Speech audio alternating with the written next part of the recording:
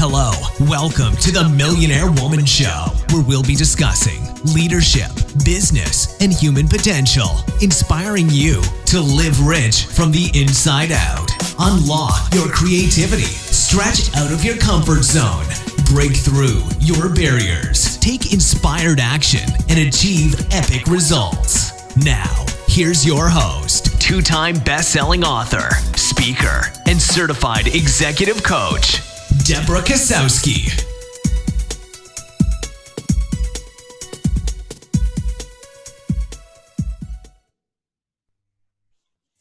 Well, hello, everyone, and welcome to the Millionaire Woman Show, where we talk about topics of leadership, business, and human potential. And today, I am super excited to be interviewing Jake Thompson. He is a speaker, coach, and chief encouragement officer at Compete Every Day. He started his global brand by selling t-shirts out of his trunk, out of his car in 2011, and is distributed through retailers in 5 countries, the brand's own online store. Jake helps individuals to learn the competitor mindset, to push past their fears, smash their goals, and live up to their potential, and leaders to make the biggest impact in their career and life. Jake is a third-generation entrepreneur, the youngest strategic board member of the University of Dallas College of Business, and a graduate of both Texas Christian University with a BS and a University of Dallas with his MBA. For more information, I want you to go to www.jakeathompson.com. And I am pulling out my props already. I have been following Jake and his team at Compete Every Day for, a couple of years now, I'm sure. And when you look and watch me is my favorite. I'm going to read the back to you, and I'll show you the back. So when you're at the gym and people are reading your back, saying, make them all regret, doubting you, talking down to you, believing you'll never make it big. And all you have to say is turn around and say, what?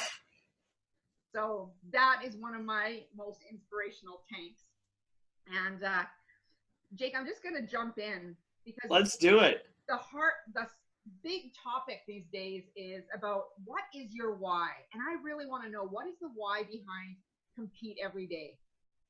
Yeah, for me, it's the looking at other people and seeing potential and ability that a lot of times we forget ourselves. And so for me, my why is honestly driving to encourage and help people find their best life, because I feel too many of us are settling. We're settling for relationships, for bad habits, for careers, for things that don't even come close to our true potential. And for me, like, I had an awakening 8 years ago, roughly, that I just wasn't living a great story with my life. Everything I was doing, I equated to building a sandcastle, and sandcastles wash away.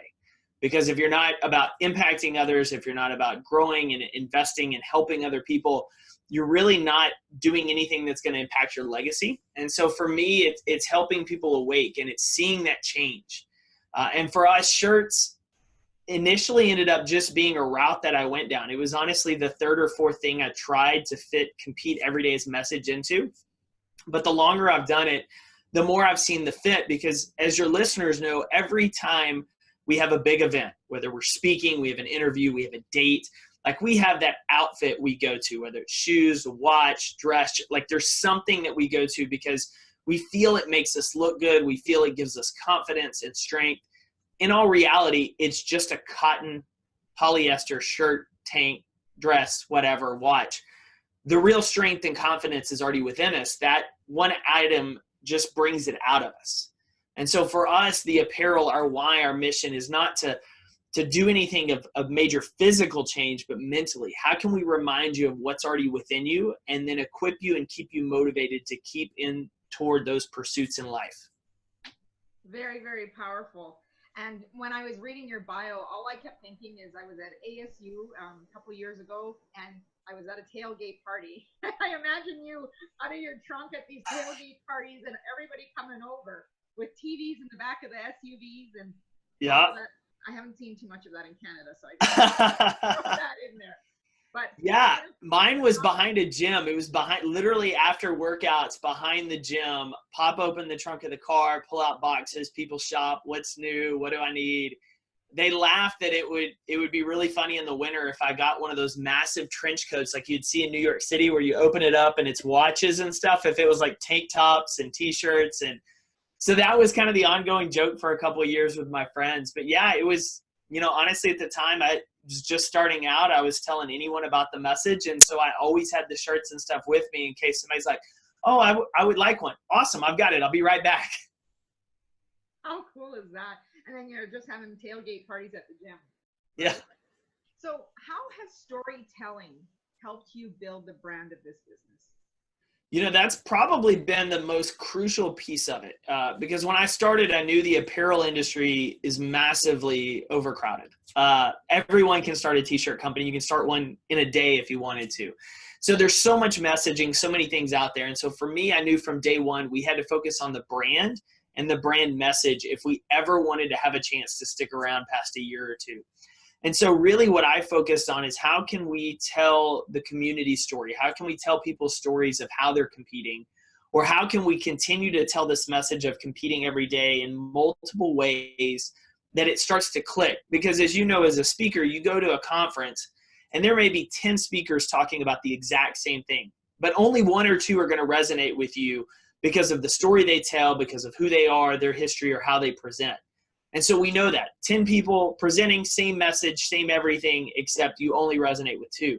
Well, the same as us. So we try to tell that same story 10 different ways so that wherever you are, what you're dealing with, you start to see that connect. Every story is not going to land with you, but some do. Honestly, the biggest change for us was like 7 years in, and that was last year, is we were looking at where the brand was going and where we had slowly started turning the ship away from just apparel to really incorporating my keynote speaking, coaching, a lot of the things that you do as well around grit and competitor mindset. And I read a book by Donald Miller called Building a Story Brand. And I knew so many bits and pieces of Donald's book, and we'd incorporated a lot of it in terms of how you tell the story and how you consistently hit this brand message. But Miller's book was beautiful in how the book with the free workshops allowed you to take a different perspective on what story you're telling. Because as business owners, as entrepreneurs, as leaders, it's really easy for us to believe we're the superhero of the story. We're Superman, we're Batman, we're Wonder Woman, we're Luke Skywalker and Princess Leia saving the day. Like, we love that. And that's just kind of natural to want to be the hero of your own story. But Miller argues the most successful companies are great about understanding the customer is the hero and you are the guide. So if you look at Star Wars, the company is actually Yoda. We should be Yoda as the guide that helps the hero solve the problem and save the day. If it's Hunger Games, you're the Woody Harrelson character that's helping Katniss understand how to play the Hunger Games and succeed. And so that, from a brand messaging story standpoint, really changed some of the ways we communicated toward the end of the year to simplify our message even more from just compete every day to who we focus on and what we try to do beyond just apparel. And so that's really what I think has led to so much of our success, is focusing on that community and then continually refining that message over and over and over again until it's really clear, both in our mind and the consumer's mind, of what we do, what we're here to stand for, and what we honestly believe about the world. So we were talking prior to coming on the interview, and I'm curious, what are some of the emails you get from sharing these stories? Probably the best part of the job. And I say that because especially in my early years and even later, when I've had just rough weeks, struggling weeks, just the timing of some of the emails I get we get ones with people that are struggling with life and struggling with maybe a divorce or a setback of some kind. And they get our emails and they're on our email list. And for some reason, that message just hits them perfectly and they choose to respond. And they're like, hey, listen, I'm going through X, Y, and Z. I want you to know I bought my first shirt from you and I'll wear it every time I'm having a bad day. I just want to tell you thank you for what you're doing. And when you read that, you're like, man, no matter how bad my day is, it's worth it. Like, everything I'm doing at this point is worth it. If 5 years from now, something happens, the company fails, goes away, most people would be like, man, that's an embarrassment. Like, that's a big failure. And I can look back and count hundreds of emails and say, I've helped change people's mindsets and lives. We got one the other day, actually Sunday, that I've got to film a video for to send back to her today. I just put in my email, like, just email me back. What are you working on? What are you struggling with? Just to see if I could help point people in the right direction. And this lady emailed about, she just got her second diagnosis with cancer, and she's mom. She's still going to work out, but she's having to battle cancer again, which going through it once is a tremendously painful experience. It takes its toll mentally and physically on you. And then having to go through it again can be almost a mental backbreaker for a lot of people. And she just wrote an encouraging note about how the brand and the message has helped her get through certain days. And my wife's reading it, just crying while she's reading it. And it's one of those, like, you just get choked up and you're like, I mean, all I'm doing is trying to remind you of what you're already capable of, but we forget it so often. And so when I get those emails and hear from people, it like literally it changes my whole perspective on it. It gives me a new fire. But more than anything, it helps me practice gratitude and just being grateful for the opportunity to serve these people and help. And on the days that I feel like something as silly as a t-shirt, why are we messing with it? And then hearing someone's story about how they're using that t-shirt when they go to chemo or they wear it, just to get through those days, you completely understand why you're here to do what you do. So Jake, because this is very, very powerful, knowing that you're having this outreach, it ripples to other people, because if they are shifted, we know that that encouragement shifts and ripples to other people. You change one life, you change many. How did you handle the doubters? Were there doubters at the times when you started with the trunk? And what do you do to block that out and stay focused on your mission? Yeah, so there's always doubters from day one. Usually in the early days, it's more friends and family than it is outsiders. So it's a tougher battle of like, what are you doing with this like t-shirt thing? Like, you're selling them out of the trunk of your car. And then you still have them as you get older and farther and more experienced in your career. For me, it used to really bother me. I would use it as fuel, kind of like the shirt you talked about. It was that fuel for a bit. But as we know with a lot of things, sometimes our journey isn't as quick as we expect it to be. Like, we think within 2-3 years we're going to be rolling, and sometimes it takes 8 to 10 before we really start to hit our stride. And that's pretty normal. You don't know it looking on social media, but in reality, the journey to success is much longer than we expect. And so early days, those doubters, you can let those whispers really start to get in your ear, because where you are at that moment is not quite where you expected it to be. And if you turn and start looking and listening to everyone else, you get distracted. The best way I try to describe it is a track star. If you think about an Olympic sprinter, she lines up in the gate, her feet are in the blocks, gunfire. She takes off sprinting toward a finish line 100 meters straight ahead. And as she's running, she starts to think, I wonder what everyone else is doing. So she starts looking to her left and to her right. She starts trying to hear what everybody else is saying, what they're talking about. Is she running too fast, too slow? Somebody else catching. And when you do that, your shoulders twist, your head turns, you run out of your lane, you fall down, you don't go anywhere near your top speed, you fail to win the race. It's only by putting on your blinders, blocking everything else out, pushing forward in one direction toward your finish line, that you're able to reach your true athletic potential. Well, the same applies to our life. It's only by learning to block out those doubters, block out everything else, focus on your finish line. Don't worry about what race everyone else is running.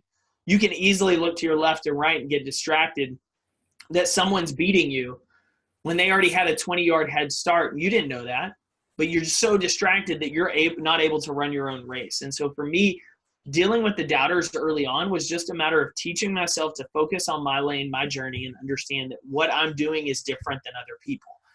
Additionally, the positive encouragement and peace I focused on is who am I serving and helping?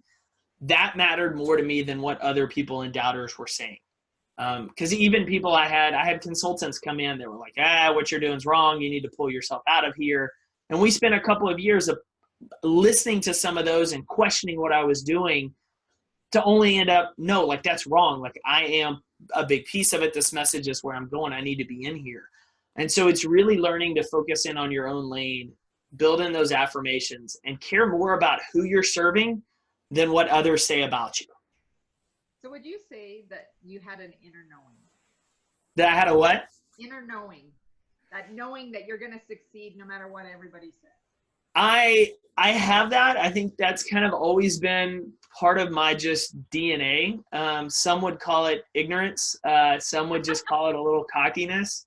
But no matter how bad the situation has gotten, I always think I'm going to come out. I'm confident in that because I get stressed sometimes about how far I have to go and then check myself and then say, all right, what's my next step? And when I'm focused on what that next step is, I know eventually I'm going to get to where I want to go because I'm only taking it a step at a time. I'm not trying to skip steps. I'm not trying to cheat and look for shortcuts.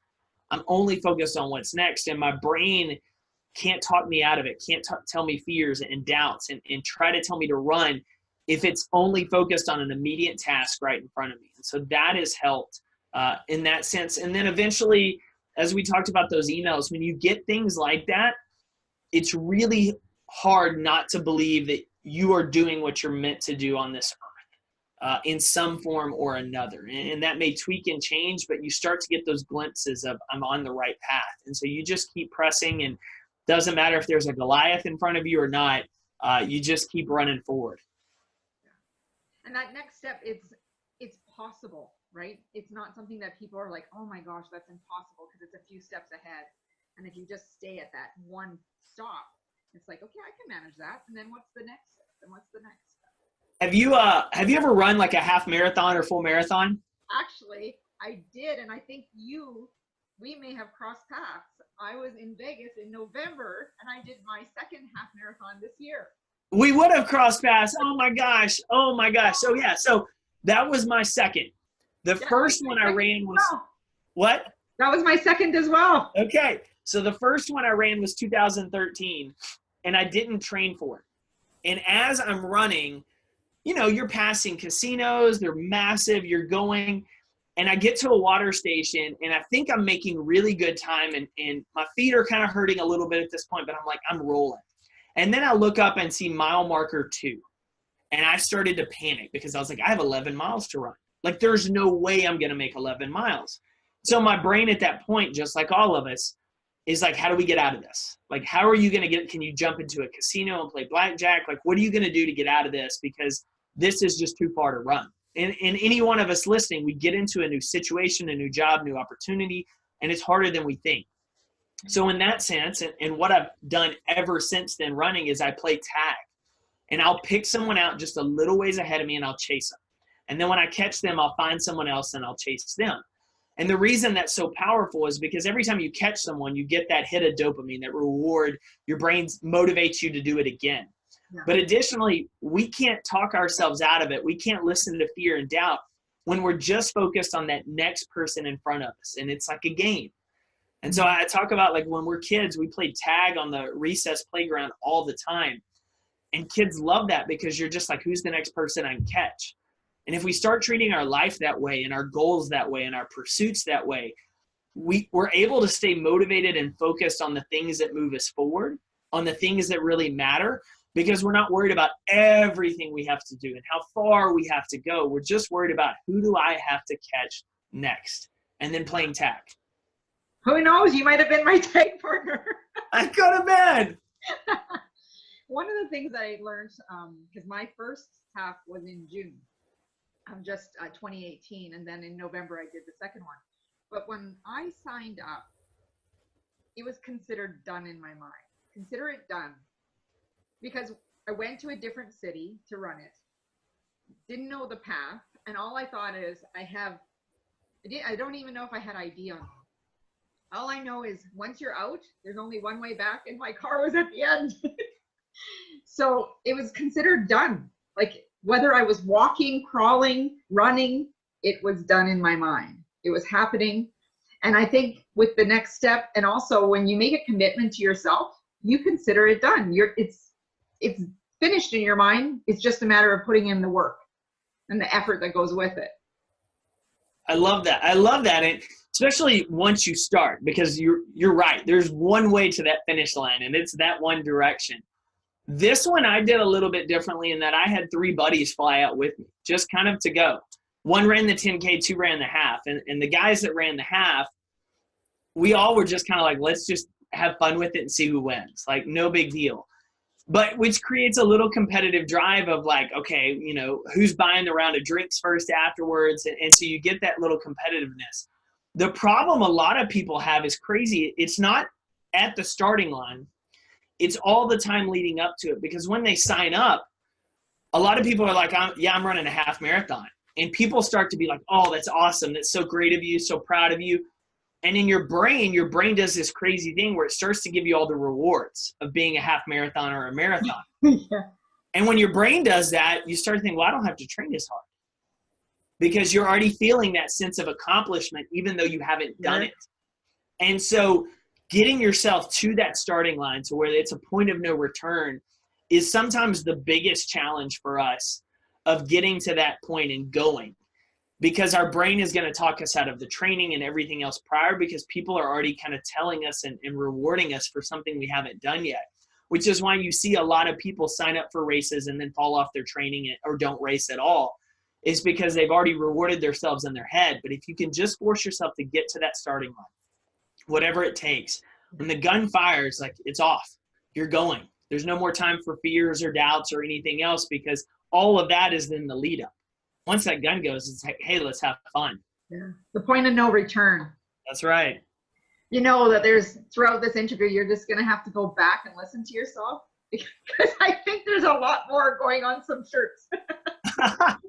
There's a little bit more, especially the last couple of years with where we've started moving, than just the shirts. I mean, we'll release our first online course in February that are pulling pieces of my keynote. And then obviously, as you know, I've been speaking for the last few years as well to teams about grit and accountability and really applying that message to life. Because when I looked at it a few years ago, I said, okay, what do we do well? And it was the storytelling.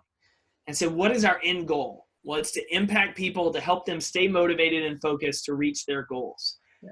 If we want to do that, how can we do that? And so we really looked at speaking and the programs and other things of, I can touch one person with a shirt in a one-on-one interaction, and then, like you said, they have a ripple effect. Or I can go to a conference or a team and I can talk about what this looks like, not in the gym, but in life. How do you compete in life? How can I flip your whole perspective on competition in terms of looking at it as me versus me? And that creates another ripple effect. And then eventually a book, which will create another ripple effect. So yeah, so we've slowly evolved, but at the end of the day, everything that we do is about reminding people what they're capable of, and then helping them stay motivated and focused to compete for those things. Absolutely. I can only speak from my experience. And when I work out and look in the mirror, the message on my shirt is my mantra. So when I feel like, I don't know if I can do another rep, and it says, watch me, or I have another one that says, stop stopping yourself. I look at that and I, you know, as I'm working out, it's internalizing, and it is this subliminal messaging that keeps me going. Can you tell us about the importance of having those messages of encouragement around us? Yeah, so a couple notes on that, and I think it's incredibly insightful of what you shared about that mantra to the world. Because some people, I'm not sure, are aware that, like, what you wear is what everyone else who sees you thinks that you believe about the world. So if I see someone walking down the street with an offensive shirt, I automatically assume that that person is offensive. They may have just thought it was funny, but I'm automatically going to assume pieces about them because of the shirt they're wearing, because of what we wear tells others what we believe. Because if we're going to put it on, it's what we believe about ourselves and we believe about the world. So knowing that and kind of always having that mindset, I've been very intentional about the things that we put on, because I want those positive words to be reinforced in you. Because every time I want you to see it, it's like you can speak negatively or you can speak positively. One's going to drain you and one's going to uplift you. And so if I can help uplift you, even if you just read the words on your shirt, it's going to help change that mindset a little bit at a time, a day at a time, a rep at a time. And so for us, we're very intentional about the messages we put on there. We use a couple of funny shirts here and there between the coffee and squats or the don't judge me, more mixing in some of that personality. But where we started shifting in 2019 is away from even some of those funny ones to solely focus on everything that reinforces that message we want. So like the one we talked about that was your favorite, that I know, I was slow to the bringing punch. back out of the vault. So if you're watching, this is probably going to show up correct. Yes, But it does. it does. It shows up right. But when you wear it, it's actually reversed. So you're only able to see it in the mirror. So you are the only person that can read it, where it says be your own motivation. And it's just that subliminal reminder of like, I don't need anybody else to motivate me. I'm doing it for me. Or some of our new ones have like, every day is a competition, go win yours. Like, it's little things like that that are just want to reinforce, because in my mind, a lot of times when we face adversity in life, we face struggles, we feel like we're all alone with this Goliath, this adversity, this monster in front of us. No one knows what we're going through. No one can relate to us. We just have this in our head that we're the only ones going through this. In all reality, there's hundreds, if not thousands, of people out there going through the same situation we are, going through harder situations than we are. And so, but we don't know about them, and so we assume we're all alone. But the moment we start to believe in ourselves, we start to reinforce some of these positive habits, and we start to overcome those Goliaths one step at a time, one action at a time. Other people out there are watching us, whether we realize it or not. People at the gym watch us, people at work watch us, people at home. They're always watching us. And they're watching our actions and how we respond to certain things in adversities, how we handle when things don't go our way, when we have a massive setback. Do we get back up? Do we keep pressing forward? Do we have the positive mindset that we're not going to let this thing stop us? And when people see that, it creates these positive chain reactions, because our actions are inspiring them to take action in their own life. Because at that point, if you see someone else overcoming what you're battling too, it's going to, one, inspire you with the fact that it's possible to overcome this situation. So that changes your perspective a little bit. The second thing it's going to do is force you into a choice. Am I going to choose to compete and overcome this too? Or am I going to give up defeat? It's very different when you don't think you have a chance to win, because you don't have to make that choice. But the moment you realize victory is possible, you have to decide, am I going to go for it? Am I just going to accept defeat? And most people are not going to just accept defeat if they know there's a chance they can win. And so these shirts, these positive affirmations, these things we remind ourselves every day help reinforce that foundation, that positive belief of what I can do. And the most important part about that is everyone's watching you. So when they see you put on a certain shirt, when they see you keep going hard in the gym, even though you look like you're exhausted, they're going to be forced at that point to evaluate how they're approaching their life and their mindset and choose one way or the other. And hopefully your actions, your leadership is choosing them to go the positive way. And yet you have just all these thoughts going through my head. and it's so true, but that is how I was introduced to your company. I'm sure it was through Instagram, and the first shirt that I ever saw was someone wearing "Be Your Own Motivation," and that it reflected back in the mirror. And when I finally decided I was going to go through with it, it was no longer there. And I'm like, oh, it's got to be like Disney. They're going to have to take it out of the vault. And I'm sure I emailed the company and said, hey guys, can you bring that back? And then we got on the call and I was like, I have a surprise. I'm like, oh my gosh. So I am on it. No holding back and no waiting, because I have learned my lesson. Yes. One of the other shirts I have my eyes on right now is "Kill the Excuses." What are the excuses that you have heard, and why are we making them? We all make excuses. And a lot of it, it's an easy way out to avoid responsibility. Because if we can deflect the responsibility for us not getting certain things done, we tend to feel better about ourselves. It doesn't make the situation any more true. We just feel better about ourselves. And for a lot of people, they're okay with deceiving themselves in that fact. That shirt for me was kind of it was a Halloween shirt. We made it glow in the dark. We did the kill with a big knife, butcher knife on the back, around the Halloween theme, but really as a, let's draw a line in the sand in October. And all the excuses you've allowed yourself to use before of, I don't have time. I'm not as lucky as they are. I'm not as talented as they are. I'm not as fortunate as they are. Like everything that you can hear yourself start to create, like draw a line in the sand and get rid of them. Like, let's take responsibility for our actions. And then let's find a way to move forward despite those excuses. Because a lot of the times we use the excuses because we don't want to look bad. We don't want to look honestly human. We love the idea of looking perfect. And if we can deflect responsibility to someone else, we can still look perfect. But the truth is, nobody is inspired by seeing perfect. No one brags about, the easy things they do, the simple things. It's the stories of struggle, of the person that built their business from the ground up, of the person that overcame adversity. That is what inspires other people to take action. It's never the person making excuses of why they got it done.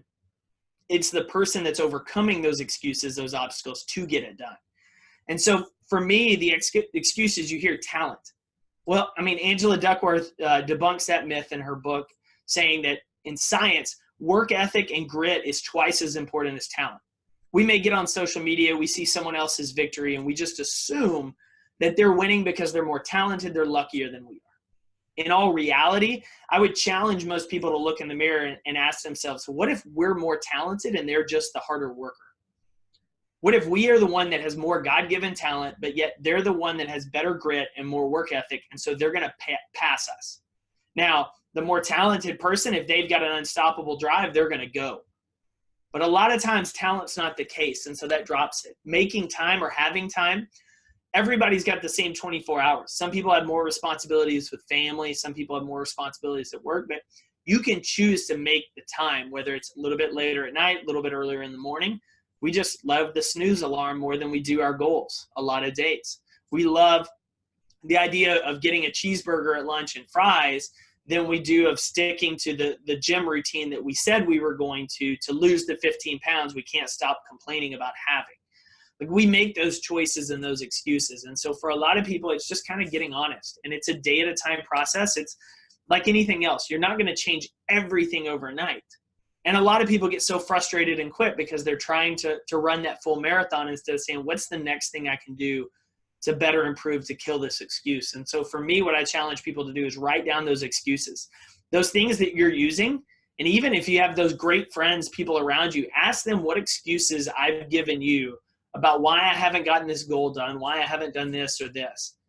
And then be honest, write them down, figure out what they are, and then how you're going to overcome them. In the past, I've said, this is my excuse, I don't have the time. Going forward, I'm choosing to make an extra 20 minutes in the morning by setting my alarm at 5 a.m., getting up, reading, writing, whatever, before the kids get up, before everybody goes to work or go to the gym. And so that's a big piece of that, killing your excuse. Love it. Love it. Because it's amazing what people can get accomplished in 20 minutes. They don't think 20 minutes is a lot of time. How much can I really do? And I challenge people. I say, put on the timer and watch what you can do. Man, it's crazy. Chris Brogan really got me onto it years ago with his 20-minute plan. And he's like, take your most important things, break it into 20-minute chunks with a timer in between, turn off your phone, turn off your email, and just head down and go. And you can move through stuff. It's just we keep our phones on, we get notifications, we check our email, we play on Facebook, we get ourselves distracted. Or the other side of that is we think it's only 20 minutes and we can't get everything done, so we're not going to get anything done. Versus I can get half of it done in 20 minutes and be farther along than if I just sit here. Yeah, exactly. And I know I was watching, you have a YouTube video, which I thought was phenomenal, about killing the excuses. So I do want everyone to go check out Jake Thompson and kill your excuses. Just type it in the search box and you will have it. But it made me think about, we have many ways to learn. And in that video, you talk about, so many people tell me, Deb, I don't have the resources. And one of the excuses I've heard is, that's the biggest one for me that I hear from people. And I remember when my daughter was in grade 9, she needed to learn benchmarking and this math concept in grade 9. And she was like, Mom, I can't do this. And I said, did you look at the textbook? Yeah, that didn't help me. And I said, did you go on YouTube?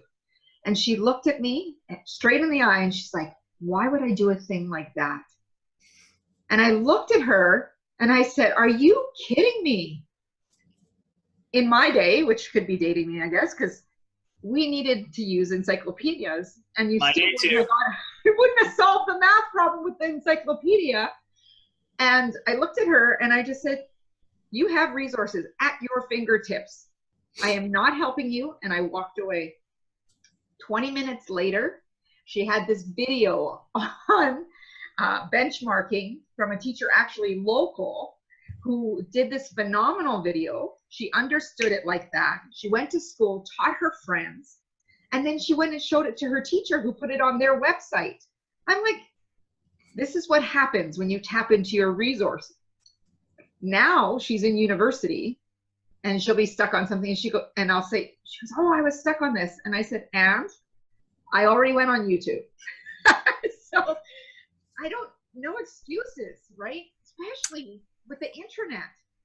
There's so many tools Skillshare is like $20 a class, and you can learn photography, design, you name it. There's coding programs. There's so much out there, wealth of information, that I just don't know it is no longer a valid excuse. 15, 20 years ago, we didn't have the wealth of information between Google and YouTube and everything. And so you were going to encyclopedias, you were library studying. Now it's like, open your phone, type it in, it's there. Everything I've worked on, from editing podcasts to videos, all of that's on YouTube. Yeah. And so people use that. They're just trying to find excuses that most people believe. And those equations of I'm not lucky enough, I'm not like them. The power is in the actual story piece. And what I mean by this is, when I started early speaking, I had just a self-limiting belief that I was not going to be able to, I was cocky that I was going to make it, but I would never get to an elite level as a, quote, motivational speaker, because I didn't have the story of being destitute, of being on drugs or near suicide. I don't have that. I don't have that crazy, wild, out-of-the-box story that a lot of motivational speakers have. And I was working with my coach on it, and he made an incredibly valid point. He said, how many people in your audience do you think relate to them or to you? Whose life story is probably more common? The everyday guy that struggled with complacency, that wants to overcome this, set the best life, or the person that went through this crazy extreme thing? It's like, more often people can relate to that story, to you. And he said, so the power is in that story. And for a lot of us that don't have the resources and the talent, so what?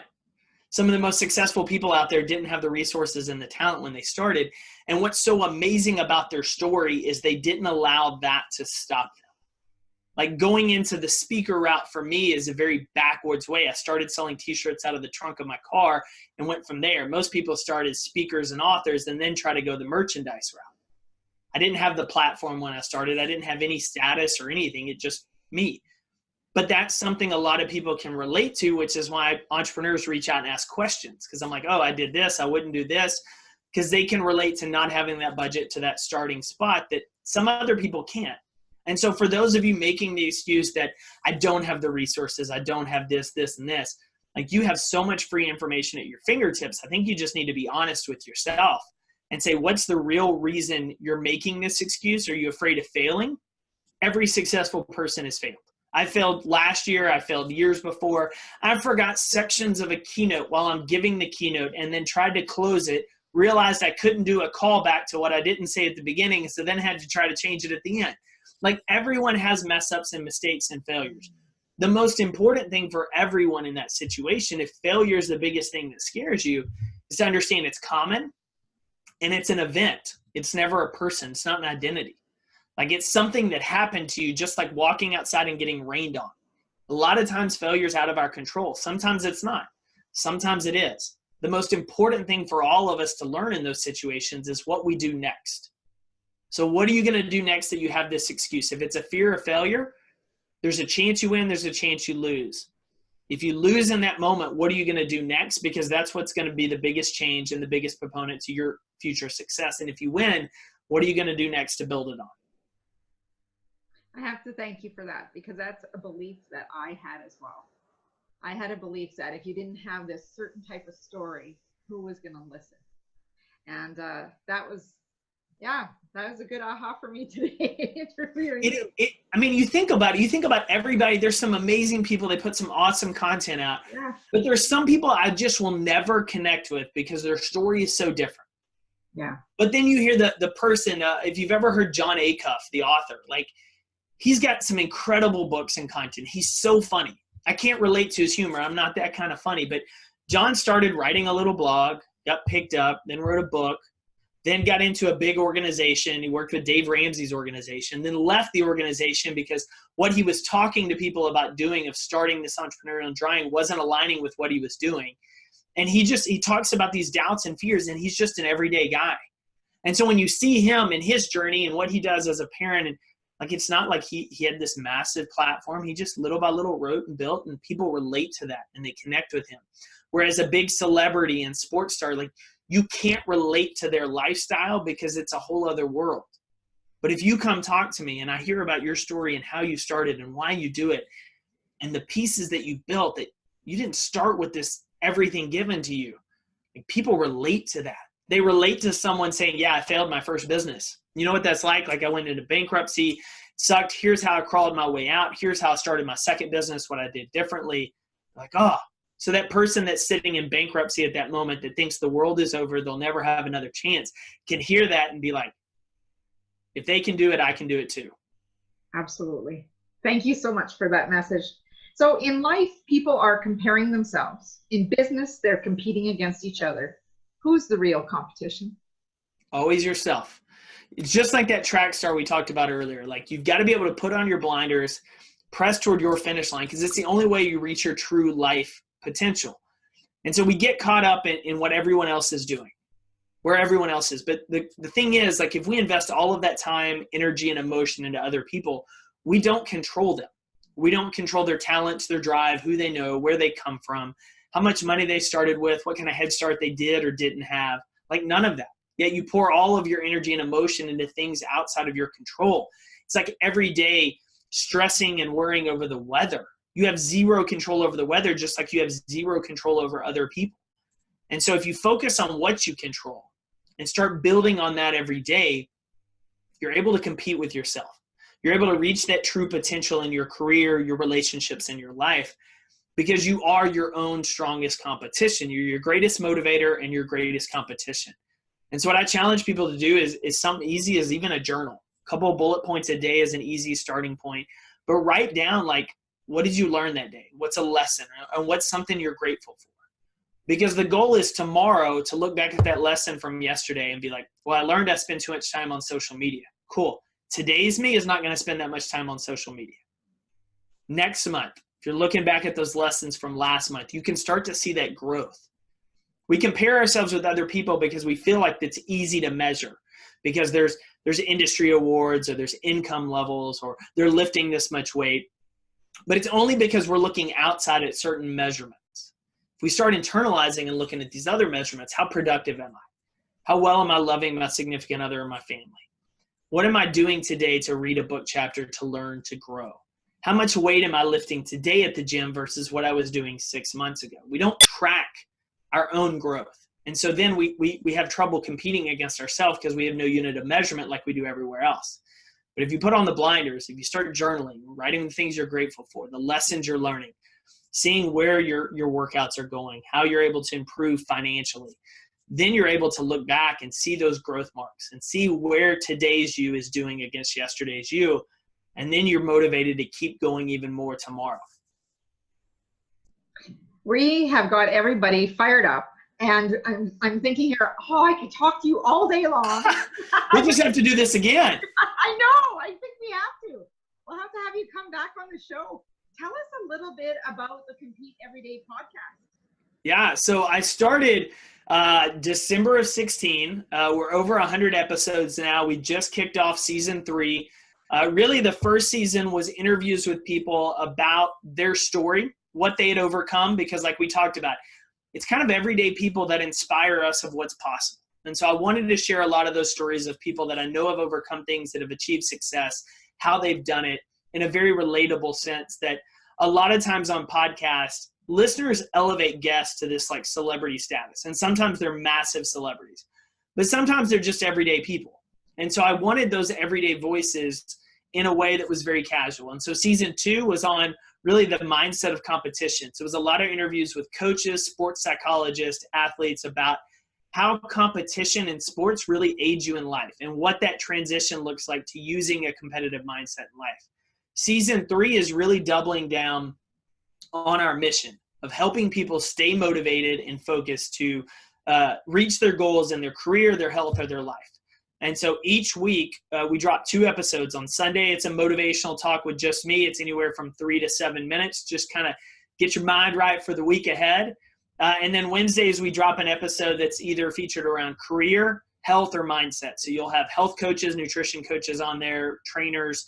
You'll have career. We've had corporate recruiter was our first career episode. He talked about what he sees on resumes, how people can stand out in an industry, why if you're 30 or 40, it's not too late to completely switch jobs or industries. Here's how you do it. Here's how successful people do it. We've had entrepreneurs talking about how they started a side hustle. They built it to a full-time hustle. Even those that just kept it a side hustle. They just wanted it to be something on the side to bring in extra income. And then mindset, it's sports psychologists, leadership coaches talking about strengthening your mind, your grit, your mental resilience so that you're setting yourself up in life. Awesome. And I've listened to several episodes, and really it is all about competing every day, because life is worth competing for. Every day. Absolutely. So we have a special code. So if anybody wants to get the shirt that's coming out of the vault, or watch me, or skill, will, and there's so many, just to have that messaging for yourself, but also letting the world know around you what you stand for. The code is Coach Deb. Yep. Coach Deb will get you 10% off any order. Check it out. We release a new shirt every month, and then we've got a big release on January 30th. So you'll get to see our new look and feel. So come check it out. We're on every social media, Compete Every Day. And I'm usually behind the scenes on that. So say hi. I'll definitely say hi back. Awesome. I am so grateful, and I'm just amazed how our paths have crossed, yet we haven't met in person yet. So grateful for today. Next Vegas half marathon. We'll get it lined up there. Absolutely. Absolutely. That is awesome. So Jake, just finish off by telling us how they can stay in touch with you and some of the other ways that they can be a part of your world. Yeah, absolutely. So CompeteEveryday.com is the hub for everything Compete. Compete Everyday on social. We're most active Facebook, Instagram, and YouTube. I'm active on our YouTube channel, and then most on myself at Instagram. It's Life is Worth Competing For. So easy to remember. Shoot me a DM. Happy to chat, help, or clear anything up that I talked about today that you wanted more info on. But that's the best way to get in touch with us. And we're always looking to help people just build their grit and mindset. So if there's anything we can do on that, please don't hesitate to let me know. Awesome. Awesome. And that's a wrap. Thank you, everyone. Thank you, Jake, so much for joining us here on the Millionaire Woman Show. As always, we would love for you to go over to iTunes, Spotify, give us a 5-star high five, and just share this podcast so you can change the world of other people. And we'd love for you to go over to the Success Secrets newsletter at www.debrakasowski.com. As Muhammad Gandhi says, be the change you wish to see in the world. And our wish from Jake and I is go out and make today great. Have a great day, everyone.